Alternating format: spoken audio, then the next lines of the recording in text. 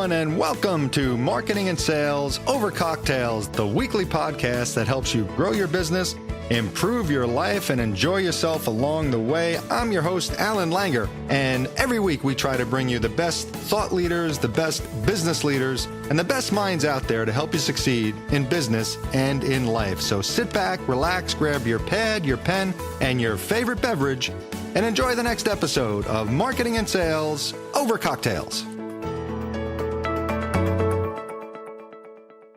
Hello, everyone, and welcome back to another episode of Marketing and Sales Over Cocktails. This is your host, Allan Langer.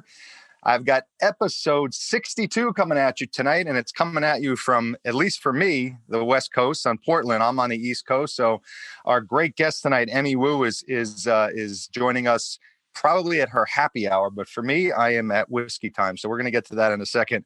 But before we get to Emmy, a couple of quick notes, as I always start out with, just to remind you, the podcast website is marketingandsalespodcast.com.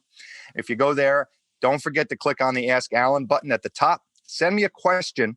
And if I do end up picking your question and reading it on the air, you will get a signed autographed copy of my book. And we've got a very good question coming up from Vancouver, British Columbia tonight. So that'll be coming up later. But I am very excited. We've got a very cool guest who actually, I think she reached out to me on a platform that's called Podmatch, which kind of matches podcast guests and hosts. And she just jumped off the page because of what she does. So I'm going to introduce Emmy Wu from Emmy Wu Media. And Emmy, welcome to the podcast tonight. How you doing? I'm great. I'm so excited to be here. Thanks for having me. Oh, this is awesome. I'm very excited to have you because as my listeners know, I don't like to just be boring sales and marketing all the time. And you're a little bit outside the box because you focus on video. That's right. And all of that and how video can help you build your brand and build your business. So before we get to that, it is a requirement. I need to know what you're drinking this evening. Well, since I'm in Portland, I decided to go with a nice Pinot Noir from Oregon. My favorite wine right there. So you have Pinot. Like I said, I'm at whiskey time. So I'm actually going to give these guys a plug. This is called, I want to show it in the camera here, Broken Barrel. Look at the proof on that, 105. So if I don't make it to the end of the podcast, Emmy, you can just wrap it up for me. I'll take over. Just take over and then I'll figure it out tomorrow morning. So sounds great. Well, cheers to that. Cheers, virtual cheers into the camera. Thanks for joining me tonight. All right, so let's get into this. How did first I want to know about your background because your background is really cool. You had a 2-decade film career, is that correct? And you actually work with some pretty high-end brands. So tell me a little bit about that and how you wound up to where you are now. Yeah, I feel like I've always been a storyteller of sorts. Even as a child, I was just fascinated with how to tell stories with a moving picture and the idea that we could mix music and images to create emotion. You know, back in the day, I'd take like a beatbox and like mix tapes and like tracks over top and see what I could create. And so I feel like naturally moving into the film industry was a natural progression of my skills and my interests, and worked with brands and studios like MGM, Disney, Paramount, Subaru over the course of almost 2 decades. And worked directly with cameras even before HD was a thing. So that just goes to show my age a little bit. And then I met an American. So eventually I was like, well, if I'm moving to the US and I'm not moving to LA, I can either try and find a film-esque job here in Portland, which does not exist, or I could bring my skills online and show other business owners how to use video to grow their business. And in that process, I've had to personally overcome, my own fears of being in front of the camera. And that has become part of my message of what I teach as well. So you spent your career basically behind the camera and maybe in the editing room. So you were kind of telling the story, filming other people, and you weren't in front of it, right? Exactly. Yeah. I was coordinating. So I was basically in charge I was the medium between the studio and the cast and the crew. So, so a lot of coordinating housewives into Vancouver's top restaurants, getting random things like an 8-tier wedding cake to the top of a remote mountain for a video, for a video shoot. All sorts of random things like that I was able to pull off. You know what's interesting? So when you say that's the kind of job you had, people like us and, most people who don't have those type of jobs, like, oh my God, it sounds like such a cool job. But then when you actually sometimes talk to the people who do it, you're like, yeah, it's cool for like a year. Then it's not sexy anymore. Was that the kind of the deal with yours as well? I think so. I mean, I feel like with a lot of people that get into the film industry, it's because we are creatives and we have that creative spark and we want to do creative things. But it didn't take very long for me to realize that the film industry was a big business. Lots of hierarchy. Everything had to be done yesterday. And so, I enjoyed the new projects and always meeting new people and new scripts and stories. But I always felt in the back of my mind that I would create something of my own at some point, and it would be more of a creative outlet and more of a full expression of who I am. I before I got into sales and everything, my first professional career when I was young was in college athletics, and I was the guy who actually ran the press boxes and I ran the football games and the basketball games. And I got to tell you, anytime I said that, especially to guys, they were like, "Oh my God, what a great job!" Blah blah. But they don't realize that you're there till 3:00 in the morning, wrapping up the game and cleaning up. And it's like the game itself is fun, but everything around it, so after a while, it becomes it's not that much fun if you think about it. But it's one of those things that it's not a very common job like yours, so it feels so sexy to other people. And then so anyway, I can relate to that. That's for sure. Absolutely. There's that mystique behind it, but they don't see the 16-hour days, the not getting enough sleep, the getting yelled at your boss, and all the behind the scenes stuff that actually happens. But getting a wedding cake at the top of a mountain, all that kind of stuff. Right? Okay, so you met an American who screwed everything up for you. So he or she brought you back here, right? So you then decided to start your own company. And was it something that you kind of knew, like it was like you had a vision? Because the reason I asked this, it's funny how the universe works, because I knew obviously we had our podcast scheduled, and something happened today where I said, a very good friend of mine who actually also lives in Portland has been kind of a struggling entrepreneur for a while. She's been fine, but she's always said she felt like she was rudderless. And then one day, about a month ago, she had an epiphany, and she said she found her purpose. And it made me think a lot, like, do business owners or people when they start, do they really know what their purpose is? So I want to ask you that question. Like, did you know what your purpose was? Or was it like, did it feel like you were supposed to be doing that? Or did it take a while to figure it out? Hell no. I think so. Maybe it's a matter of maturity and also just putting yourself out there and doing things that, anyway, for me, that's how I eventually found more of my purpose and my message and my groove of how I would work with clients and how I would tell stories and find stories. I always kind of gravitated towards that world and that work, but having only known the film industry, my mind was very limited to the confines of like how I could build my business, right? I thought that somewhere in the back of my mind, we had to like follow these rules that maybe corporate has given us or the film industry has given us. So for me, it took a little bit of putting myself out there, falling on my face, and recalibrating often and asking myself honest questions to finally, I think, find my purpose. And I feel like that is still very much an unfolding too. Yeah. Or it's like sometimes it's a moving target because you think you're there and then, you may not be. So tell everyone then what you actually do. How do you help? If I'm a business owner, how does Emmy Wu help me with my business? Yeah. So I have two branches of my business. One is the agency side where we produce branded video content for clients, working with them to find their story and then to create the videos from there.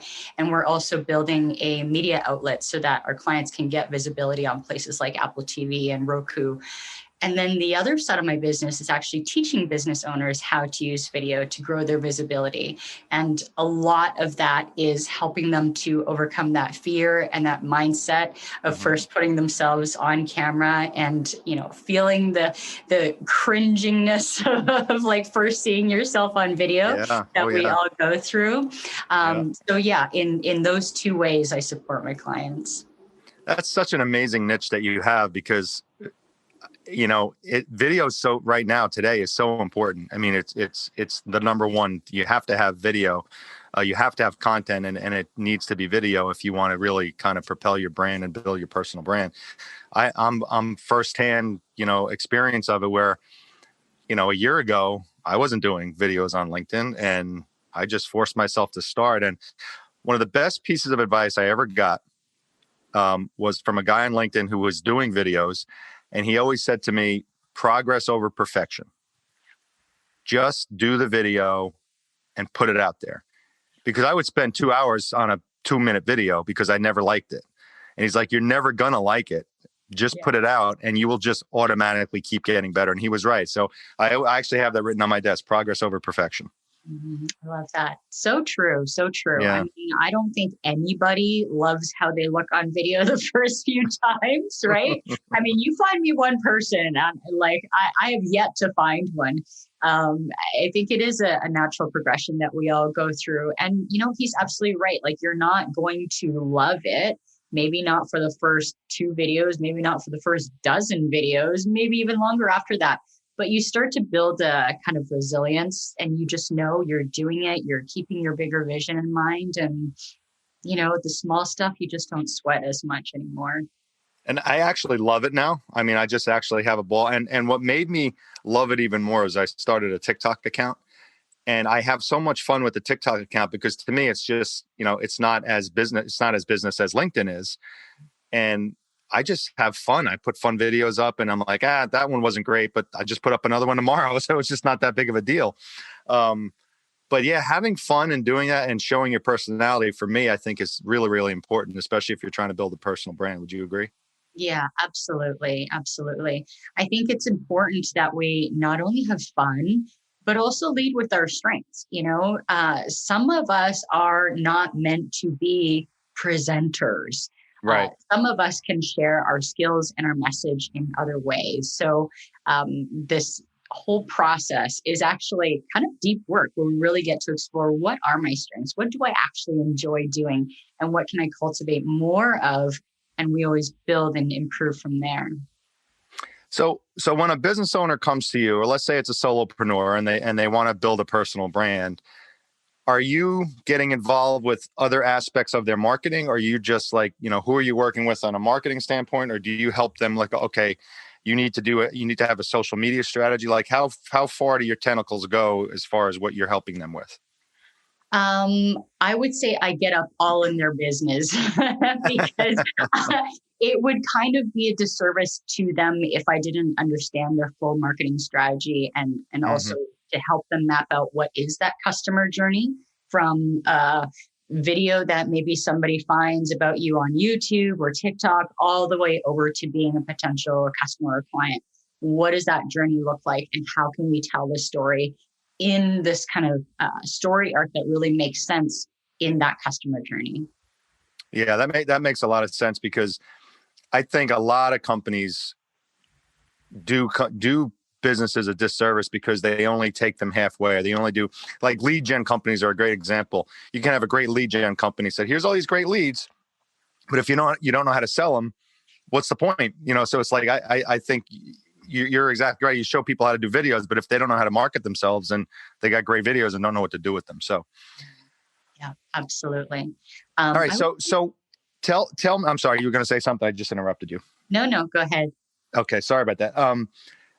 So someone comes to you, we were chatting pre-call and when we also met before about the archetypes of videos and things like that. So how do you, like, when you sit down with someone, what are you looking for and how are you helping them start to develop their video strategy? Mm-hmm. So the first step for them is to go through a pretty in-depth story distillation exercise with me. And so it's a hefty exercise that they have to answer a series of questions, but it really allows me to see them as this 3D person, stretching all the way back to their first memory, to what their ancestors and their grandparents were like, all the way to their present day and their vocation. And then looking forward into their vision, what is it that they want to create, and piecing all those pieces together. I can typically find patterns in their life that reflect these humanistic themes that are important to great storytelling. Because it's all fine and dandy if, you went through this great challenge and it meant so much to you. But unless we can relate that back to your viewers and back to your audience in some ways, it's just not going to land. And so my job is sifting through all the events and challenges and victories and moments of my client's life and helping them to weave a story that oftentimes also reflects one of the 4 archetypes, which is a framework that I use. And then each archetype has kind of a different storytelling style or theme that also best represents who they are at the core. Okay, so 4 archetypes. What are they? Because now you really got my curiosity piqued. Yeah. So really briefly, there's 4 archetypes. The first one is the lover. And the lover is all about creativity, is all about self-expression. It knows that what it values and what they value are not for sale or barter. So this is really the archetype that acts in full alignment with their highest self-worth.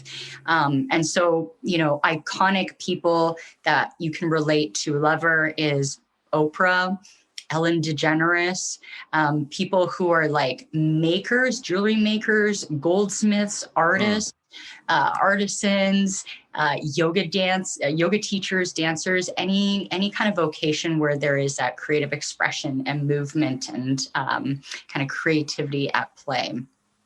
Okay, that's cool. And then we have the sovereign.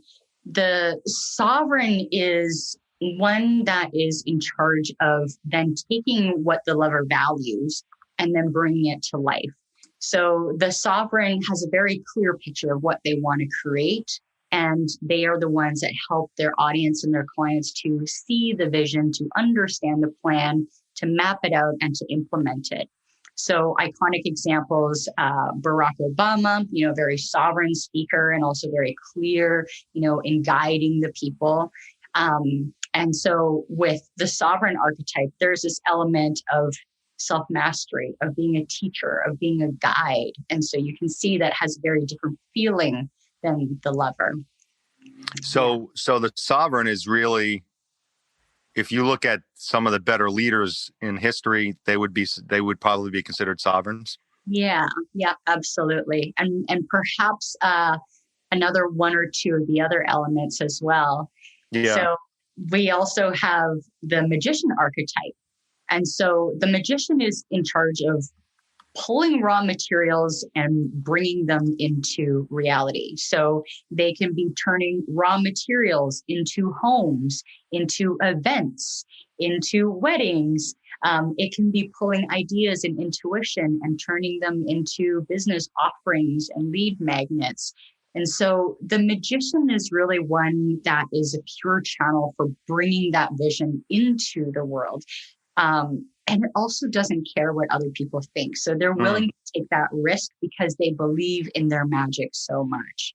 And so, business and iconic examples, Ryan Serhant from $1 Million Listing, any kind of real estate agent where they're taking the home and then telling the story about the home.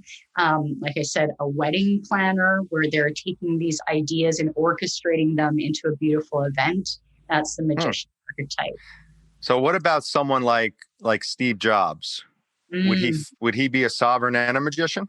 I think so. Combination of the two? Exactly. Okay. Yeah. Most people tend to be 1 or 2. Okay. And I think as we cycle through different phases of our life and business, we can go through all 4 of them as well. All right. What's the 4th? And the 4th one is the warrior. So the warrior is really about taking a stand for their beliefs, for their values, they're the ones that protects and enforces the boundaries of what the lover values, of what the sovereign decrees is going to come into reality, and what the magician is then now creating. So the warrior is unique in that it has this natural ability to just create systems and alliances wherever they go in a very natural way, because they believe in that cause and that mission so much.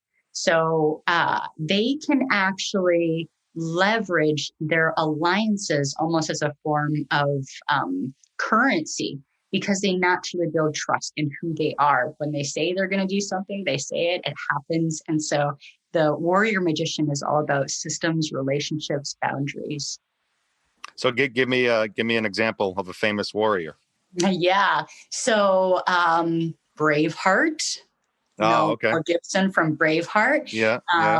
I would say OAC, she's an amazing one. Any kind of environmental or any kind of like activism, nonprofits, they're often warriors. Okay. Mm-hmm. So when you say these are the archetypes of story, that's the type, that's what these are.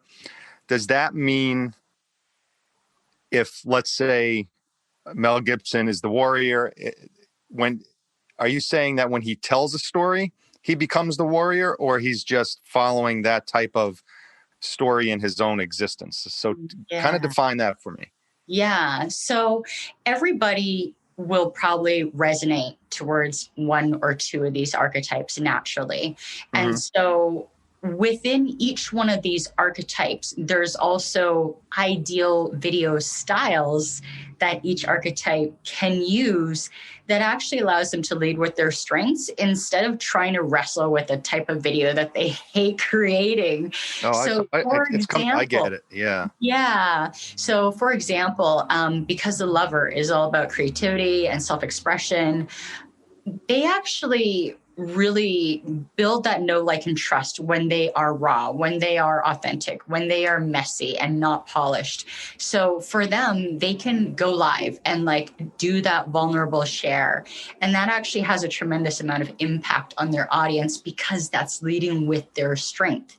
Whereas with the sovereign, it is actually better that they do these pep talks. They show the way. They are instructional because that's how they naturally are. So it's not necessarily anything you need to even do or learn. I would say most people naturally are already one or two of these archetypes. Right. But what you're telling me, and this is great. So if I'm looking at these four, I would probably consider myself magician, sovereign type. I'm definitely not going to get on a horse and, ride into an army of people who have bows and arrows. So that's not me. But if I try to do a video as a lover, it's not my strength. So that's kind of what you mean. Like, I need to know what I am. Yeah. And I actually did a post today on, this is fascinating. I did a post today on LinkedIn that says, you hear in sales training all the time, you got to figure out who you're talking to. You got to know their personalities. These are the four different main blah, blah, blah. But no one ever talks about figuring out your own personality and how that affects who you're talking to. So I did a post about knowing who you are first. And now here we are 6 hours later talking about this exact thing. Yeah, absolutely. Absolutely. I think it's so supportive too, especially when business owners are putting their message out there, they're growing their visibility, they're maybe not wanting, but knowing they need to do video. Mm-hmm. And often that's a huge roadblock, right? Like that can keep people stuck for weeks and months, sometimes even years. Mm. And I think that like often when I teach this framework, they can just sigh a breath of relief, like, oh, I don't have to teach. I can actually just be messy and be the way that I am. Yeah, right. And it actually encourages them to show up more, which is what counts in the end. Absolutely. So let's say a company comes to you, and obviously you talked about coming up with, figuring out their entire marketing strategy and things like that. And you figure out, okay, you go through the discovery process and you figure that out. what is the next step? Do you say, okay, now we're going to make a LinkedIn video, or now we're going to do a video for your website? Like, where do you start? Do you start all different places, or is there a specific area that you start with the customer? Yeah. So often with my clients, they're visionaries, they're healers. A lot of them are spiritual entrepreneurs. So there is a little bit of they're not sure how to express what's inside their heart and in their mind into a cohesive idea, into a marketing plan. And so I help them to kind of translate those ideas. And first and foremost, I start with the big message. What is that message within? And going through their distillation work, having conversations with them. Generally, we can kind of sum that down to one sentence or phrase. And that becomes the key underwriting kind of foundational aspect of their entire video strategy. So whether they are creating one brand video and that message can be very, clear and kind of front and center, or some clients are actually creating a series of videos.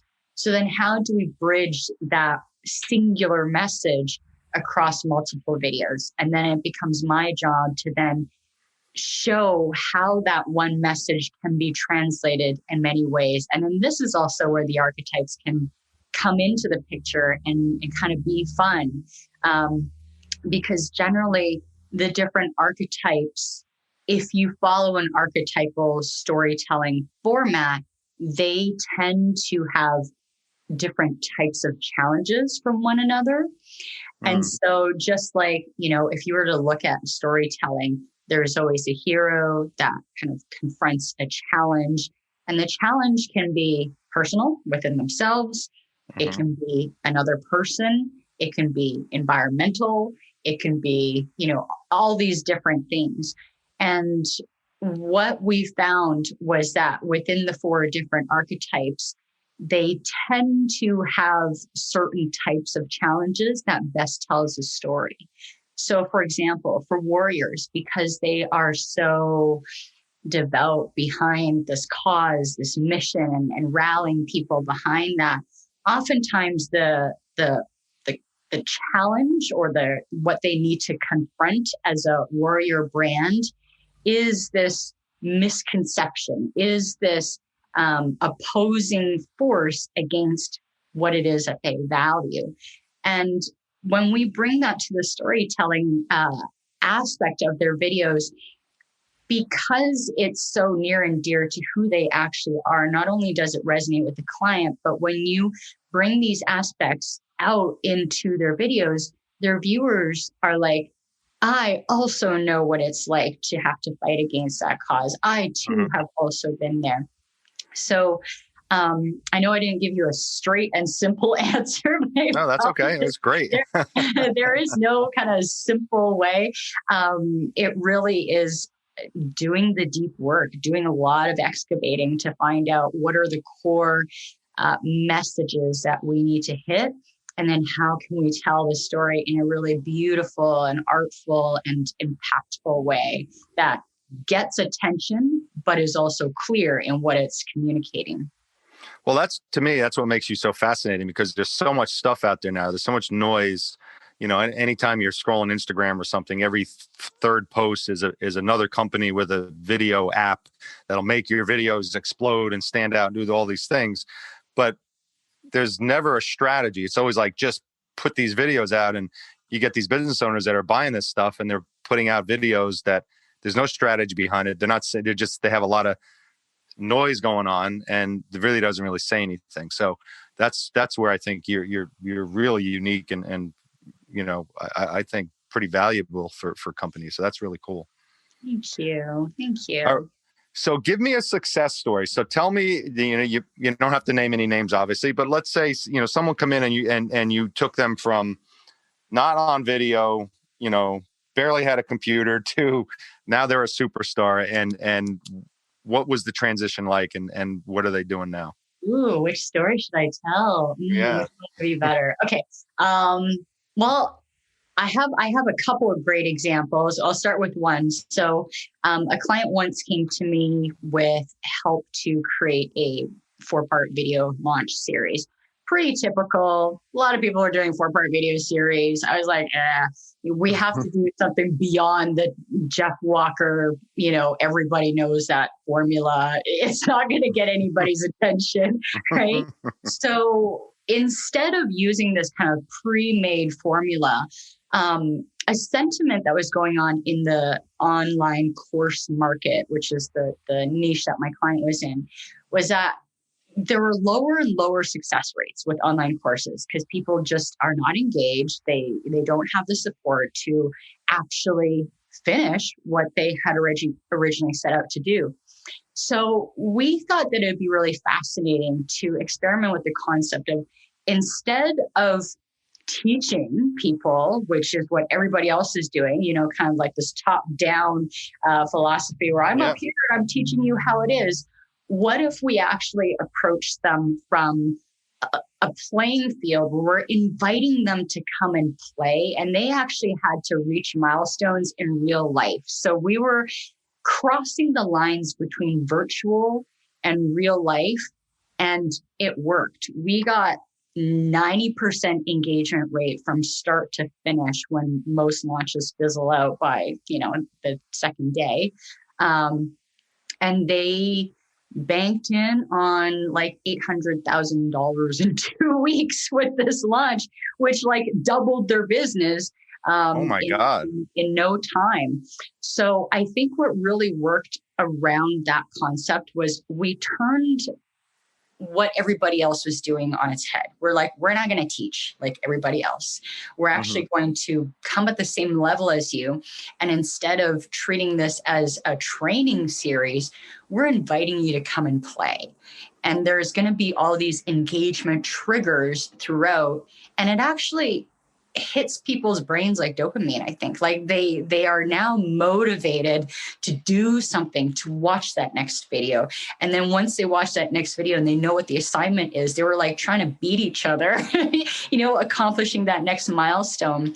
So that was an instance where I feel like we really pushed the envelope for what was possible in a 4-part video series. And we broke industry standards as a result. So I'm super proud. So this company had a course that they were launching, or was this 4-part video series the course to go through? Like what was? Yeah, so this was to launch a course that they were selling. It was an online group program, moderately priced, $2,000, pretty standard, but they really wanted to blow up the market with a very different concept. And that's what we did. Wow. So they did a series of 4 videos where they like so instead of doing like a webinar, is that what you mean? Like doing a 4-part webinar? Right. They did an engagement kind of thing. Yeah. So we built in some of a storyline into it. So it was like part watching an episodic series and like wondering what would happen to the characters next, and part a little bit of teaching so that the viewers would get involved with the real life launch that was happening and stay engaged from beginning to end. Wow. That's fascinating. Maybe you and I need to talk after this is over. Yeah. All right. We are already at 35 minutes, which is just amazing. We're just flying by. So the bell just went off. It is time for the Ask Allan segment of the podcast. And this is a cool one. Like I tell everybody every week, I kind of go through my questions, and sometimes it's like, should I ask this question? But then sometimes I get a question that's like, bang, and like it's like a neon sign that pops up. And that was this one. So all the way from Vancouver, British Columbia, Thomas writes in, I keep hearing about telling stories to help me sell. But what stories do I tell? Do I tell stories about me? Do I tell stories about my prospects? I am getting so confused with all of this. Help.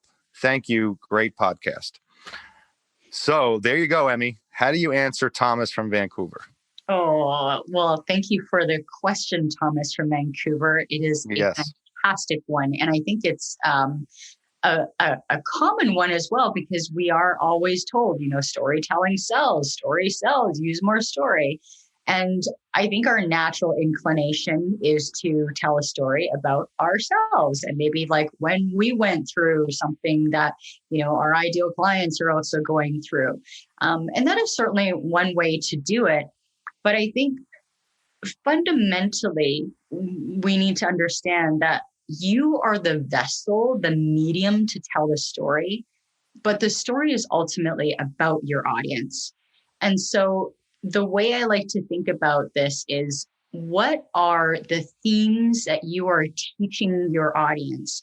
So, for example, in entrepreneurship, maybe it's resilience and to just keep going, to not give up, even when things are hard. Think back in your own life when you wanted to throw up your hands and give up, and you were just like, F this stuff, like I'm done. Pull us into that moment and tell us what brought you out of that. So you're using your own life experiences as a mechanism, as a medium to tell the story, but the morals, the challenges, the victories all reflect that of your audience. And that's also what makes it sticky. Because if you just, talk about something about yourself, that's fine. But ultimately, it needs to land in the hearts and minds of your audience. And that is what sells. Well, that is an amazing answer. I'm even afraid to follow that up. you can tell by my wall, I'm a big fan of story. It's a whole chapter in my book. I know. So, Thomas, I hope you are going to go back and listen to that answer. That was amazing. I'm going to add my little 2 cents because I'm a big story fan and I use stories all the time. And I actually, when I look back on my sales career, I became the salesperson, the successful salesperson that I was, because I started using stories. And the way I tell, the way I train is, especially if you sell a product or a service that's going to help change someone's life, I always tell them, tell a story that puts them in a place where they actually own your product or service. Let them envision that. What is it going to be like? Let's say you sell, I don't know, swimming pools. Instead of saying, well, it's 32 by 50 and it holds 16,000 gallons and it has a nice ladder and it comes with a deck. Nobody cares about that. You would say, imagine on a 95-degree day to be able to jump into that swimming pool, get on your floaty with a beer and enjoy yourself. Imagine what that's going to feel like. That's a story that puts the customer into the product because they don't care about anything else. They want a swimming pool because they want to be cool. So I think so many reps get caught up in their product and they get caught up in going through the features and they forget about the emotion, and story is all about emotion. Yeah, absolutely. I love that. And how you tell that story and paint the picture is really what pulls them into that world and allows them to really imagine themselves in that place. And I think that's when the magic of storytelling really sparks.